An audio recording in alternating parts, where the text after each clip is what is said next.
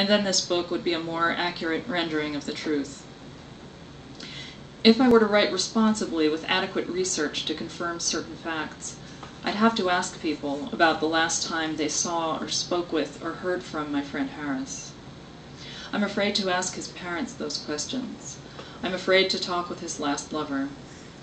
I'm afraid to meet his doctors and the man who drove the train. For 3 years, I've studied klezmer orchestration, the physics of rainstorms, maps of Eastern Europe.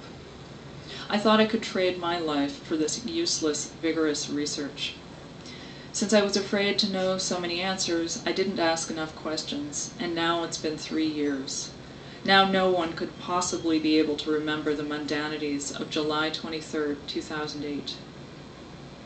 I could have waited until the end of my life to try to understand what happened on that day, saved it for last so I could know its whole effect, but instead I waited what seems an arbitrary, meaningless length of time. I tried so hard not to notice Harris's death, I barely remember it.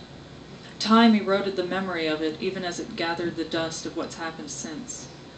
But I need to try to remember it now so I might keep it from haunting me.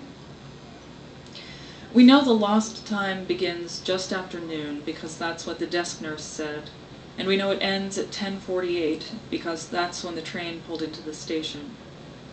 Sometime during that minute, maybe the engineer engaged the air brake. Maybe he blew the whistle.